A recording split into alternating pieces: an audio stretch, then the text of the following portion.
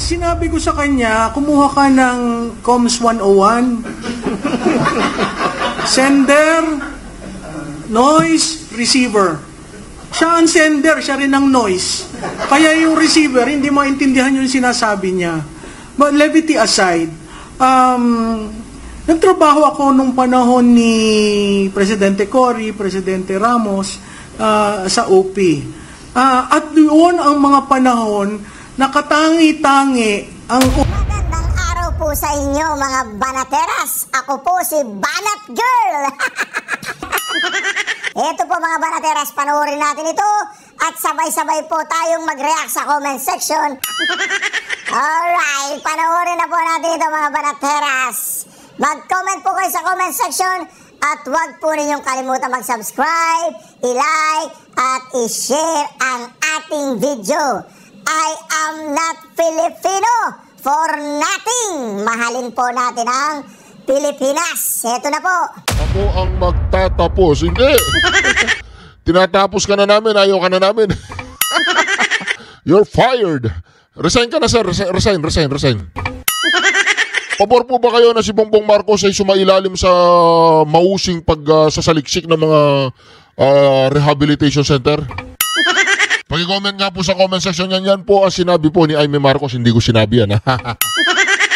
Nako, ito pa po ang pinakamalupit dyan mga kareaksyon. Ito po mga kareaksyon ang pinakamalupit. Baguio City Mayor Benji Magalong said ultra-billionaire Ramon S. Ang RSA would be credible stabilizing figure if ever the country ever hits political tipping point.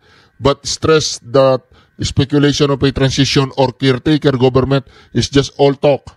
Mr. Ramon Ang is a well-established, well-accomplished individual in the business sector. Hindi po ako mag-aalangan kung sakali mang may mangyari at siya ang ilagay to head the caretaker government. Pwede po. Magalong said in an interview. Sabi ko na sa inyo, tarantado tong si Magalong.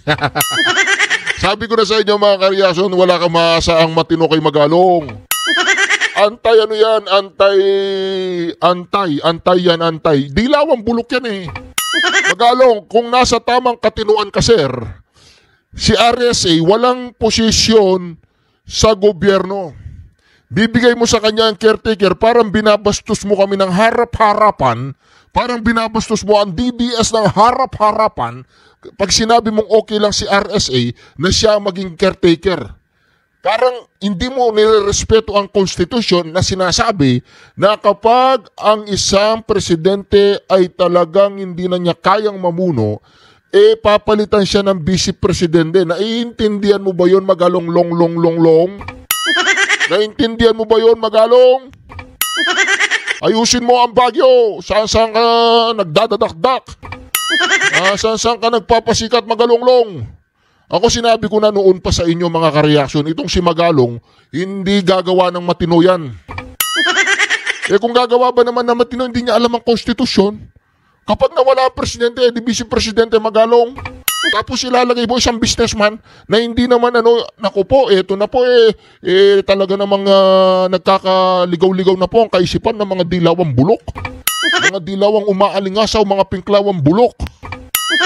Hello mga kareaksyon, ito na. Ito na po si Bongbong Marcos. Alright, Reaction TV Base, nagbabalik reaction.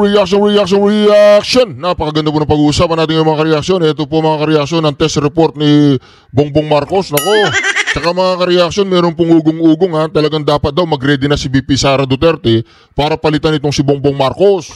Kasi wala na daw po siyang choice. Pag sinabing walang choice, wala nang choice si VP Sara kung hindi mag-ready para maging presidente at si Senador Rodante Marcoleta para maging vice presidente. Nako mga kareaksyon, kailangan po nating paghandaan ito mga kareaksyon. Pero ako mas gusto ko si Senator Marcoleta mag-stay siya sa Senate at siya ang maging Senate President.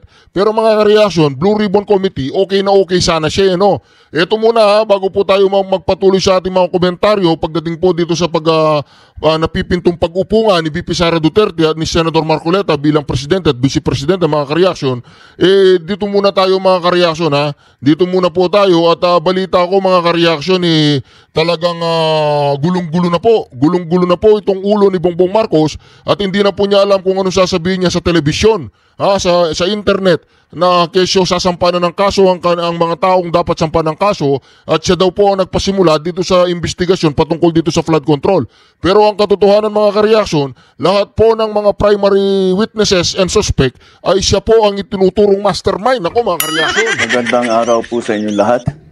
Ito po ay isa pang report na aking ginagawa upang malaman ng taong bayan kung ano na ang nangyayari tungkol sa mga flood control na kaso na naging iskandalo. At kung ano ang mga ating nagawa upang mapanagot ang mga may kagagawan nito. Kaya nais kong i-report na ang ombudsman nagpormal ng naghain ng kaso laban kina Saldico at iba pang 17 individual batay sa mga ebidensyang iniakyat ng ICI at saka ng DPWH. Hindi po ito haka-haka, hindi po ito kwento. Ito po ay tunay na ebidensya. At ito po, para hindi ko na babasahin, pero makikita naman ninyo Alam po ninyo ang style ng pagsasalita niya? Parang high school. Parang walang pinag-aralan, parang hindi presidente. Hoy, Bongbong Marcos! Baba! Out! Tinatawag ka na ng ate mo!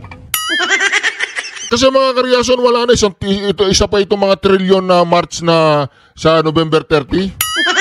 Hindi daw pwede si VP Sara Duterte umupo bilang presidente. Ang gusto nilang iupo si Tito Soto o kaya itong si Ramon Ang.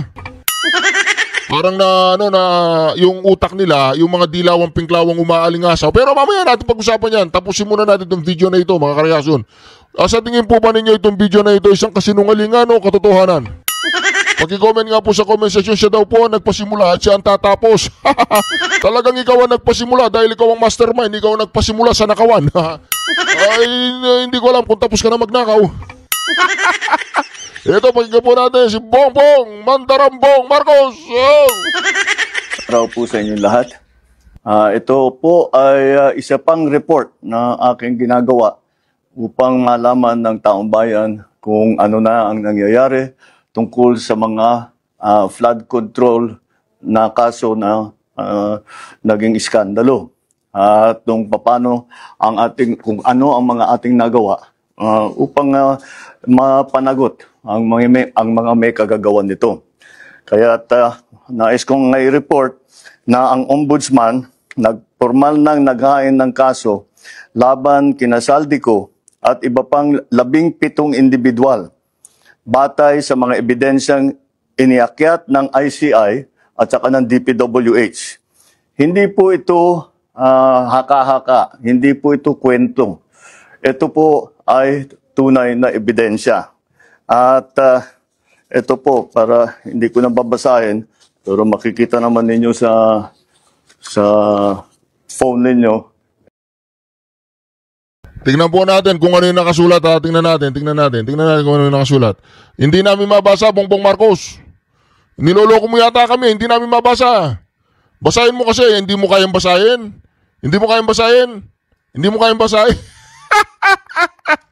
Sabi ni Chavit Singson, hindi pwede yan. Kasama ka, ikaw ang mastermind.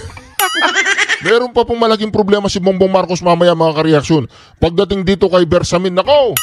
Pag si Bersamin na nagsalita nito, Bongbong Marcos, warak ka. Huwag mong gagalitin si Bersamin. Ito yung listahan ng may arrest warrant na. At ang susunod na hakbang, ay wala nang paligoy-ligoy pa, ang ating mga otoridad ay siyempre papatupad na nila itong mga arrest warrant na ito. Aarestuhin na sila, ihaharap sa korte at pananagutin sa batas. Walang special na pagtrato, walang sinasanto. Ako ang nagsimula nitong lahat. Ako ang magtatapos. Kaya't asahan po ninyo na wala pong tigil itong aming ginagawa. At kahit na, siya daw po ang nagsimula at siya ang tatapos. Ikaw talaga nagsimula, kaya ngayon bangkarote tayo. Bongbong Marcos, Bongbong Marcos, alam mo pa ba ang ginagawa mo dyan? Bongbong Marcos, Bongbong Marcos, bumaba nga na sa Malacanang nga. Parang napakatagal ang dumaan na panahon. Ako'y nagpapasalamat sa pasensya ng ating mga kababayan, ngunit nagbunga na ng resulta ang mga pasensya ninyo. Maraming salamat po. Magandang araw po sa inyo.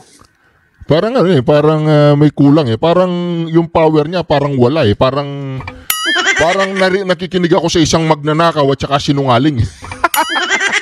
Parang ang tono mo, Bongbong Marcos, isang magnanakaw at saka isang sinungaling. Hindi ba?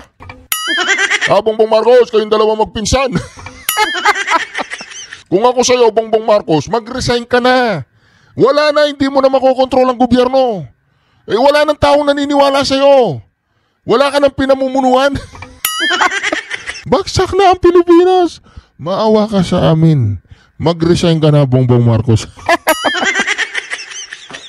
Nako mga kareaksyon. Pabor po ba kayo mga kareaksyon na bukas pagising natin, si BP Sara na po ang nakaupo dyan sa Malacanang? At isa-isa nang maaaresto. Si Bongbong Marcos, si Saldico, si Tambaloslos, si Don Gonzales, kung sino-sino pa yung makakasuhan. Di po ba mga ka-reaction?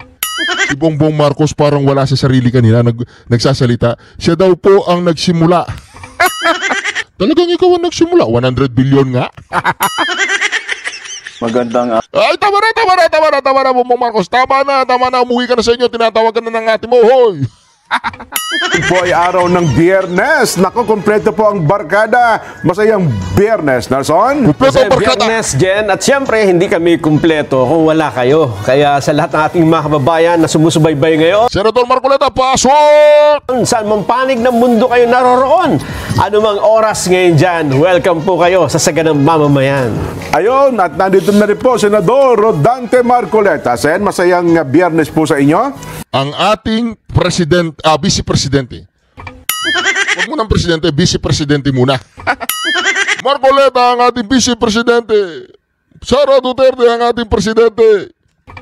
Bongbong Marcos, lumayas ka na sa Malacanang. Wala ka ng power. Mabuti pa kayong dalawa, masaya. Ay, nung nakasama namin kay Sen, masaya agad kami. Paano kang sasaya sa mga nangyayari sa ating bansa? Hindi ba? Pero ako masaya dahil may magandang development na sen ha? Doon sa hinihingi nating accountability. Mukhang nagbunga dahil may mga kinakasuhan na.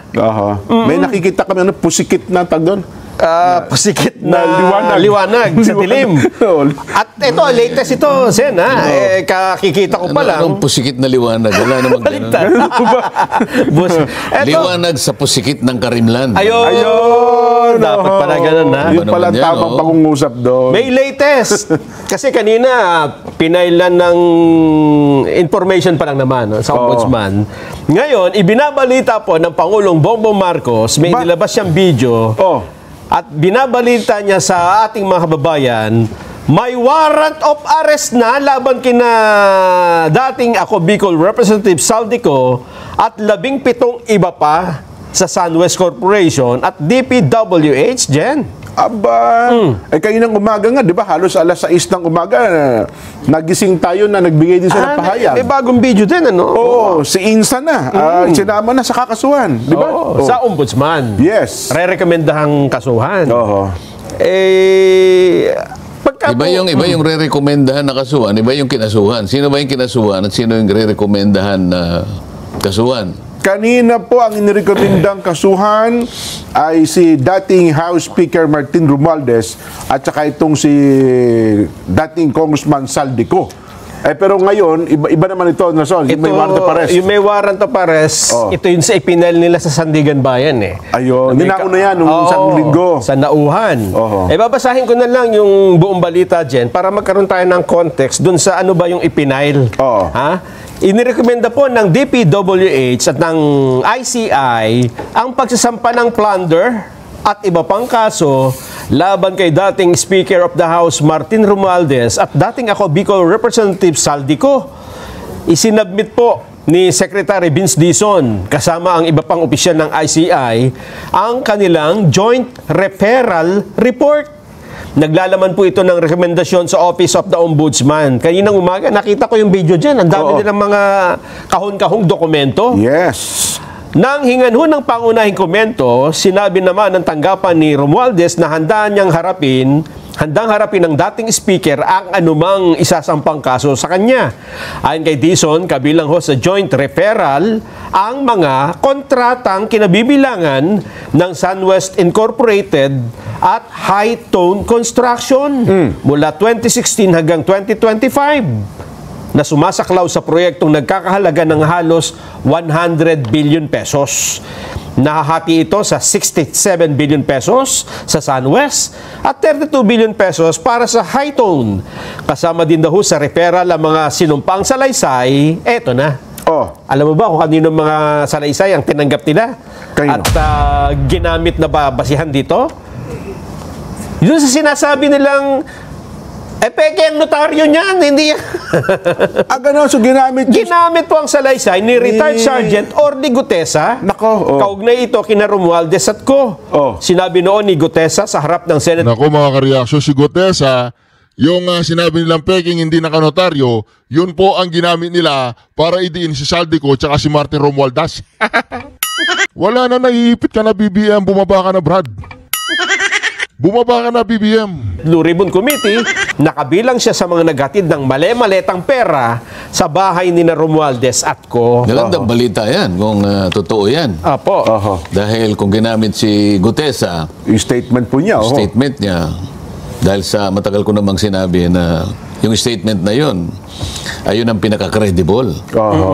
Walang sino man, bukod kay Gutesa, ang gumawa ng isang statement na nagtatahi mula kay Saldico hanggang kay Speaker Martin Romualdez, di ba? Sa mga katwid, kung ginamit nila 'yon, pinawalang bisa na nila yung kanilang mga kinatha na mga aligasyon na di umano ay si Gutesa pang nameke ng notaryo. Oo nga po. Dahil sa alam naman nila siguro na hindi naging issue yun, sapagkat si Gutesa humarap naman talaga sa pagdinig ng Blue Ribbon Committee. Na kung saan ang pinaka-issue doon ay yung kahalagahan at saka yung katotohanan na inihayag niya sa Blue Ribbon Committee. Kaya kung yun ay isa sa mga ginamit, medyo okay naman sa akin yun. Ayun, Pero teka lang, hindi kasama sa balita na kasi ang narinig ko rin kayo na sa ibang istasyon na Nelson, bukod kay Gutesa, ginamit din na ata yung statement ni Saldico, yung mga video messages. Parang hindi na bagit parang yung kay Gutesa, at saka ito pong huling mga video ni... Teka muna, kung ginamit yun, may binabanggit pang mga tao si Saldico, di ba? Yun nga po, Ang totoo niyan, binabanggit niya ang Pangulong Marcos. Ayan, nasabi niya yun. So, yan naman hayag naman talaga yun. Yes, Wala naman tayong itatago rito. Narinig naman nating lahat. Buong Pilipinas ay sinabi niya na nagdadala siya ng pera kay Martin Romualdez at sa ating Pangulo. Di ba? Tama po. Anyway. So, yung ba pinaktor ng ICI? Ayun nga po ang tanong namin. Pagka po ba, halimbawa, gano'n, ginamit mo ang isang testimonya sa laysay, sa isang ipapail mo pa lang na information, pwede bang mamili ka lang kung sino ang dapat mong isama? Hindi ka makakapamili. Pag ginamit mo yun, gamitin mo lahat kung ano yung nakasaad doon. Ayun, yung pala yun. Pagka hindi gano'n ang ginawa mo, pupunta ka na naman sa bending dalo. Ganun ba yun? Diba? Twisting dalo. Opo. Diba? Pero ang tanong, Jensen, halimbawa, ang sabi nyo, nabanggit nga yung pangalan ng Pangulo, pagka isinama nila yun sa papailan nila sa ombudsman, baka naman sabihin, hindi na namin sinama kasi ang presidente may immunity from suit. So, hindi yan ang tamang forum. Dapat yan sa impeachment. Theoretically kasi, ang pinag-uusapan natin, kung ginamit nila yung statement ni Gutesa, maliwanag naman na binanggit niya si Saldico at saka si Martin Romualdez. Ngayon, kung totoo na ginamit naman din yung pahayag sa maraming installments, pahayag ni Saldico, si Saldico, binanggit naman niya si Martin Romualdez at binanggit din niya ang Pangulo. Kapag pinagsama-sama mo yon, alam mo kung sino talaga ang dapat na maging subject matter ng investigation. Okay. Kaya tinatanong ni Nelson, yung doktrina na ang Pangulo ay immune sa Anumang kaso. totoo Yes, po. yun. Opo. Pero ang pinag-uusapan natin, Nelson, investigasyon lang naman eh. Hindi naman kakasuhan. Kasi para kumpleto. Dahil nga sinasabi natin, huwag tayo maging selective. Opo. Total naman, binanggit lahat ang mga pangalan ng mga kung sino-sino. Sinino naman eh. Opo. Ang investigasyon na kinakailangan umikot sa lahat ng mga nabanggit. Ngayon, pagdating na doon sa pagpapile ng tama at kaukulang asunto, doon na ninyo i-consider yung doktrina that the President is immune from suit. Ayun. Di ba? At hindi naman siguro Wala namang immune sa investigation. Sabi nga natin, no one is above the law. Yes po. Di ba? Kahit na. So, ibig sabihin mga ka-reaction, diretso ang investigasyon, kanino man pupunta, hindi mo nga lang pwedeng idemanda o asuntuin ng presidente. Pero kapag lumitaw sa investigasyon na ang presidente ang siyang mastermind, diretso impeach po yan. Otherwise, kaladkad palabas ng Malacanang. Kaya kung ako sa'yo, Bongbong Marcos, bumaba ka na. Kaya nga lang kanina nagsasalita ka parang, bawat yugto ng sandali, halos di mo alam. Ka man ng Pilipinas, hindi ka mas mataas sa batas. Opo. Hindi kagaya ng meron mong sabi, hindi. Mas mataas ang ganito sa batas. Yun. Yung Kaya impeachment. hanggang kanina pinag-uusapan yun eh. Opo. yung mas mataas ang impeachment court kaysa sa Supreme Court. Isa yun, ano? Nakata, sinabi niya, mas mataas ang tao sa batas. Di ba? Yun pa. Di ba ganun? Tama. Kaya Kasi nga naman, nagkahetot-hetot lahat. kasi nga naman, Sen, Vox Populi, Vox Day, di ba? Voice of the people, ano yan?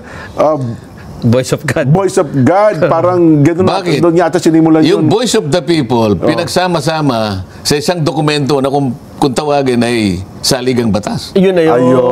Yan ang Voice of the People. Yung saligang ba yun? Hindi dahil siya nagsalita lang isang kalipunan. Opo. Ano? Ganun pala yun. O ang tawag doon, the law of the mob. Yun, Diba? mob Pagka rule. sumigaw ba Mob rule dito, yun. yun na yung batas. Hindi po ganun. The law of the mob. Si Erwin Inayupa ka tulpo. Pinanganak sa Hawaii. Ang pinagsama-samang boses, di ba? Opo. Ng lahat ng mamamayan ng Republika ng Pilipinas ay naisatinig doon sa ating saligang batas. Ayun. Pasasakop ka doon? Yun pala ang konteksto noon. Pero teka lang, kayo po, personally, sapagkat kinasuhan na po si Speaker, di ba? At saka iba pa. Kayo ba bastante na doon, Sen? Anong ibig mo sabihin sa bastante? Sabihin sapat na ba yun? Kasi ang hinahanap nga natin, sabi niya, mastermind ng mga katiwaliang ito eh. Ngayon, Kaya nga sinama na. sinasabi ko, kung ang pinagbasihan nila, yung sinasabi nyo, binabanggit nyo, wala pa akong nabasa tungkol dyan. Di lahat ng nabanggit, isama lahat sa pag-investigasyon. Di ba? At saka na natin pag-usapan kung sino yung dapat masama at hindi masama. Pero kailangan yung investigasyon Para buo. ay sa kanyang kabuuan para walang masabi yung tao na meron na naman kayong pinagtatakpan. So kung yun ang pagbabatayan pala natin, Nelson, kasi nga kanina yung sinampahan na ng kaso, di ba? Liwanagin natin. Madali lang yan. Si Gutesa, marami siyang binanggit. Yung nagdala ng pera, binanggit niya si Congressman Eric Yap. Tama po. Pagkatapos, dinala sa bahay ni Saldico. Saldico, mula sa bahay ni Saldico, ibinigay kay Speaker. Sabi naman si Saldico, totoo yun, sabi niya. Pero hindi naman sa akin napunta yan. Binigay ko kanya si Speaker at saka sa Malacanang. O sa mga trade, napagtahi-tahi na. O di lahat ng ito, tuntunin lahat. Hindi naman natin sinasabi na pag mo inimbestiga, Yun na kagad. Siyempre ang sinasabi natin yung konteksto ng investigasyon para sa ganun malaman ng tao. Kasi ang tao naghihintay nag-aabang. Ang problema, Sen, noong ito ay marinig ni Senador Panfilo Lacson, meron na kagad siyang conclusion, di ba? Sabi niya, absolutely, walang untrue and false na may kinalaman dito ang Pangulo. Paano niya nalaman yun? Misrepresent lang daw po. May na batay Sabi ni Senator Marcoleta, paano niya nalaman yun na walang kinalaman dito si Bongbong Marcos? Si Bongbong Mandaram Bongbong Bongbong Bongbong Mandaram Bongbong Bongbong Bongbong Mandaram Bongbong Bongbong Bongbong Bongbong Marcos.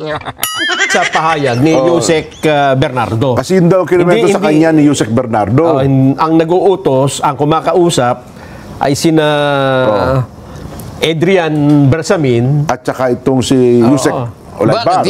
Yung pag-uusap ba na yun, yun na yung, yun ang kabuuan ba ng mga bagay-bagay na dapat na isangkot para sa ngayon masabi mo yung tao ay hindi dapat ipaghabla o dapat ihabla. Yung ba pakikipag-usap niya sa isa o dalawang tao, yun na ba yung prosesong hinahanap ng batas? Siya ba yung nasa lugar? Siya ba yung merong authority para sa ganon ay magmula doon sa lugar na yon yung desisyon para usigin ito o usigin yon o hindi dapat usigin? Siya ba? Kasi tingnan mo, yung legislature at saka executive at saka yung judiciary hindi magkakapareho ng merong hangganan ang kanilang jurisdiction. Kaya nga kung tawagin natin ay constitutional boundaries, separation of powers. Kailangan talagang manatili yun eh. Kahit na halimbawa sa legislature may tinatawag kaming pagdinig, paghusisa, pag-iimbestiga sa ilalim ng Blue Ribbon Committee, nananatili na legislative in character. Ayun. Dahil sa ang ginagawa namin ay pantulong lamang para sa ganon makahanap kami ng mga batas na pwede namin gawin. Para sa ganon, yung iniimbestiga ay malagyan ng kaukulang mga batas para hindi na maulit yung mga bagay na ito. Opo. So, legislative in character, bakit ka makikialam doon sa usapin ng executive? Kung mo ba nakapag-imbestiga kami ng ganito at ganyan? Alam mo, yung regulasyon ng Blue Ribbon, pagka yun ay binasa mong mabuti, nakalagay doon eh. Pagka ikaw ay nag-iimbestiga, sabi nila, doon sa aming tuntunin, at in the course of our investigation, nakahalungkat kami ng mga krimen o irregularities. Kinakailangan i-repair na kagad sa mga opisinang may kinalaman sa pag-uusisa at paghahabla. Ang sinasabi ron yung ating National Prosecution Service at ang ating mga korte. Maliwanag, maski sa jurisprudence. Sinabi, Senate versus Neri. Opo. Ang katungkulan, sabi niya, ng legislatura ay gumawa at maglatag ng batas. Kailanman ay hindi ninyo tungkulin ang mag-usisa ng krimen. At hindi kayo pwedeng mag-prosecute at hindi kayo pwedeng mag-adjudicate. Ngayon, kung sinabi nga ni Senador Lacson yun, nasa sa kanya yun. Kaya ang tanong ko, dahil ba meron siyang nakausap? Opo. Ang talagang maghahabla ay yung ating national prosecution. Kung halimbawa, DOJ, merong ano yan eh, may pagkakahati yan eh. Opo. Yung mga low-ranking officials of government, DOJ yan. Okay po. Merong salary grade yan eh. Opo. Halimbawa, salary grade 65 and below. Halimbawa. Opo. Hindi ko kabisa sa ulado yun eh. Opo. Umari 65, DOJ. Okay. 67 pataas, halimbawa. Opo. Ito yung ombudsman. Ayun. Yun naman. O ngayon, ipaghahabla pa lang. Pinag-uusapan pa lang natin ang mga mekanismo na kanilang iniisip para ihabla kung sino yung dapat ihabla base sa mga testamento na kanilang pinagbasihan. Opo. Pinag-usapan na natin ngayon. O mag-iimbestiga pa lang eh. Ayun. O bakit inunahan mo na ano sabi? Absolutely. Absolutely untrue and false. O baka tayo, baka ako mailigaw na naman. Hindi natin sinasabing may kasalanan ito o may kasalanan. Pero pakaiwasan natin na magbigay ng sariling opinion na para bagang alam na natin ang pangyayari. Kaya tayo minsan napupunta kung saan-saan eh. Kasi nga naman sa yun daw ang another supplemental affidavit, di ba? Panibagong pag hindi mo kabisado at hindi pa naman talaga yun ang nangyari kasi uusisain, iimbestigahan, sabi ko nga sa iyo, DOJ o kaya ombudsman, pagkasapat na ang kanilang mga pag-aanalisa, pag-aaral, pag-iimbestiga, sila lamang ang pwedeng magpasya na maghahabla pa eh. Opo. Hindi pa rin sila ang pwedeng magbigay ng opinion kung sino may kasalanan eh. Sila pa rin magkakaso. Kasi sabi nga natin, yung quantum of evidence, di ba? Yes po. Sapat lamang hahanapin nilang ebidensya para lang sila makapag-file ng kaukulang asunto. Ang korte, sa mga darating na panahon, sila lang ang magsasabi, itong may kasalanan, ito, at saka ito, at saka ito. Tama. Wala pa tayo nun eh. Wala pa po. Paano ngayon ang sasabihin mo na absolutely false and Ano true? eh? False and Untrue. untrue. And false. sa Biblia may nakasulat eh. Oho. Kapag yung bulag, inakay ng kapwa bulag, Oho. saan mapupunta, Nelson? Sa bangin. Sa kanal ho yun. Mapupunta Ayaw sa- natin yung gano'n. Ang palagi nating tuntunin o panuntunan, i-guide natin ang ating mga kababayan sa pagitan ng mga tuntunin, mga batas na umiiral. Opo. Para sa gano'n, lahat makaiwas dun sa pagkakamali. Pag nailigaw mo sa daan, isipin mo imbes na pupuntahan niya malapit lang. Opo. Akalain mong naligaw yung tao, nagkagasta-gasta, napagod. Yun ang ayaw natin. Oho. Yun ang physical lamang na destinasyon ang pinag-uusapan natin. Paano yung kaalaman? Paano kung yung katwiran na ipihit mong ganon? Nailisya mong ganon? Ang daming mamamali doon. Ang daming masasaktan doon. Ang daming maapektuhan doon. Pero ako naman, Sen, ang personal ko lang, at least, Nelson, di ba? Nagsimula ng masampahan sila ng kaso para gumulong na yung sinisigaw nating accountability at saka hustisya. Kaya nga, Sen. kung nasampahan nga sila, Opo. pabayaan natin gumulong yun. Ayun, oho. Paano natin, ang mag-uungkat dyan, ang maglilitaw ng katwiran at katotohanan dyan, yun nga, yung taga-usig. Opo. At later on, yung korte. Oho. Yung sinasabi nating panliligaw halimbawa, panlilin lang. Tingnan mo na lang yung notaryo na yan.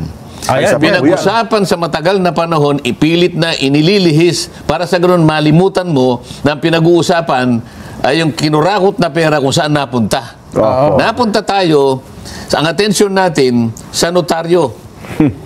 Ipakita, ganito yan nagkaroon ng pagkakataon ng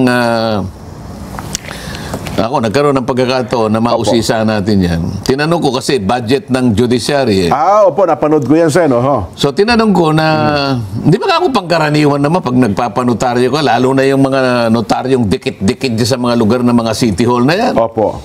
Meron ba isa sa inyo ka ako na may nagkusa na tinanong doon sa nagnotaryo sa kanya, "Sir, pasensya ka na. Opo. Ikaw ba talagang pumirma Pumirma nito? nito, tama. Pwede bang pumirma ka uli para makita ko lang na ikaw pumirma nito?" Opo. Wala nga ganun eh. Ngayon, pinasuri ko ngayon. Pinagbigyan ako mismo doon sa plenary na sinabi ko kasi, paano ka ako yung judge naman kasi, Mr. President? Opo, tama. Kumukuha lang naman ako ng mga ilang pyesa, ilang piraso Ilang ng mga samples. dokumentong ninotaryo ng abogada na yan. Opo. Sa akin ako naniniwala talaga na hindi niya pirma sapagkat kalakaran na yan, hindi naman silang pumipirma eh. So hindi naman issue siya sa akin yan. Tama po yun, oho. Ngayon, kapag ako'y hinayaan yung makahingi man lang ng mga dokumento na maihahambing ko Opo. doon sa pagkakapirma, doon sa dokumento ni Gutesa, o edi sabi ko, ayos na to, parang vindication na to. Yan, tama kayo. Alam mo, sabi ng judge, nagsumbong ako sa Korte Suprema, opo. Hindi, dito mismo sa hearing, plenary. Opo. Kinuwento ko. Opo. Pinayagan ako ng Office of the Clerk of Court ng Korte Suprema na makahingi ako ng mga samples. Ang hiningi ko pa nga 3 dahil hindi naman ako gusto ko madalian lang eh. Opo, 3 piraso lang. Oho. Pumayag naman yung korte ngayon dahil wala siyang magagawa. Akalain mo namang ang desisyon niya, siya raw ang mamimili nung mga sample na ibibigay sa akin. Totoo nga. Sabi ko, bigyan mo ko ng sample. 3 sample, January to August. Okay. Di 8 buwan yun. Opo. 8 buwan. 8 times 3, 24 pieces. Oho. Pinili niya talaga. Ganun po. Yung pinili niya, yung talagang magkakamukha nung pirma talaga. Nung pirma talaga ni Iniiwasan attorney. niya Pirma yung niya. mga hindi pirma na pero nanggaling din sa kanyang notaryo. Ayun, Oh. Sabi ko sa plenary nung isang araw, kung papayagan niyo ako na makakuha kami na mismo ang maghanap. Yan, opo. So, pumayag ngayon. Aha. Pumayag yung court Ando ng administrator. dalawang justices. Opo. Sige po, Your Honor, sabi niya, ngayon po ay openly pinapayagan namin kayo na ang inyong mga staff ay pumunta. Kung gusto niyo, ngayon na rin. Hindi, bukas na po. Bukas na, para oo nga, tayo, Yung bukas is today. Ngayong araw Hindi, na to. kahapon. Nakakuha na kami. Kahapon. okay, Kasi okay. isang araw pa yun eh. Okay, okay. So, Wednesday pala yun. Nakakuha kami ngayon ng napakaraming iba't ibang dokumentong ninutaryo ng abogada na yun, iba-ibang pirma. Ngayon, nako. ipakita natin sige para, nga po. para makita ng mamamayan. Oo. Yan. Yung dalawa na yun, pareho ba yung pirma? Pilit na kinokopya, Sen, pero para magkaiba. Hindi, gusto ko lang tingnan nyo isa-isa. Pareho yan. Oh. Hindi pareho yung Hindi, pirma ang hindi, tingnan nyo, yung sa Opo. taas. Yung sa taas muna. Yan, Pareho ba? Parang pinaikli lang yung isa. Magkaiba po, magkaiba. Hindi, Nelson. Ang tingnan mo lang kung pareho o hindi. Yung pirma. Hindi kasi pumipirma ko sen minsan, pinapaikli ko lang. Hindi, ang tinitingnan ko dyan, yung hindi pareho yan. Oh, Opo, magkaiba nga sila. Magkaiba talaga yan. Opo. Ngayon, ipakita nyo pa yung iba. Walang isang pareho dyan eh. Yung kamukha ng isa. Oh. Na maikli lang. Oo. Ang tingnan ninyo yung pirma. Yes, Nelson. po. Nga, yung pirma. Maikli lang po. Parang dalawang letra lang. Ikumpara nyo sa unang dalawa, iba na naman yan. Yan ang ibig ko sabihin. Patingin nga ng isa pa. Hindi pare-pareho. Yan. Yan ang magkaiba. Yan ang ibang-iba. Malayo. Ito yung malayo. Huwag natin pag-usapan yung ibang-iba, Nelson. Gusto kong makita, i-guide natin ang ating mga kababayan. Magkakaiba Ipinakikita ko lahat yan pag iba-iba yan. Opo. Ito iba talaga ito. Ano pa? Ayan. Pareho ba yan? Iba na naman yan, dalawa na yan. Opo. Madaling sige pa, kopyahin kasi marami ito, yan. Iba rin, no? Ano ang ibig ko sabihin dyan? Meron pa ba? Meron pa? Ibig ba sabihin, nung babaeng nagnotaryo dyan, lahat yan pineke? Galing yan sa kanyang notarial Opo. books. Ayan Kung lahat ng yan peke, marami pa kaming makukuha eh. Ang daming namemeke ngayon.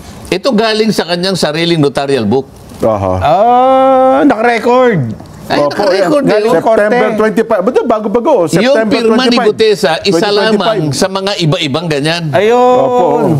Ito, February 2025, Pero Sen, babang tinitingnan nyo yan, may public statement siya, ano bang petsa ngayon? 21. Kahapon. Siguro nakita nyo yung ipinakita nyo sa... Kahapon nga yatang nagpunta yung mga tao namin. Yung staff ninyo. So hindi pa niya alam. Alam niya. Ito yung kukwento ko sa inyo. Hindi pa pagkaalis mismo ng mga tao ko, gumawa siya ng public statement. Ayun. So meron siyang contact doon sa RTC. Ayun. Ay, check yun. Alam niya ngayon na alam ko na yung gagawin ko. Sa dami nitong pirmang ito na hindi pare-pareho, ibig mo sabihin lahat, peke lahat yan? Nako. Kagaya nung ginawa niya kay Gutesa? Ayun, lilitaw dyan, Sen, kung tatanggapin natin yung kanya paliwanag. Kung Lahat yan, tatanggapin ko peke. na yung kay Gutesa ay peke, lahat ng yan na nandun sa kanyang notarial book, Lahat na yan, peke. hindi pare-pareho ang pirma. Opo. Paano nangyari yan? Sa makatwid, yung clerk of court ng Maynila o yung executive judge, di wala man lamang siyang ginagawa na kahit papano at random, i-monitor niya. Sa dami ng mga nagnunotaryo ngayon, Ba't iba-iba diyan ka naman ang lumilitaw, pirma? hindi lang 3, maring 5 tao ang kinakasangkapan niya para magnotaryo para sa kanya. Oo nga. Nako po. Yun ang gusto kong establish. Sabi ko sa judge, hindi po ako interesado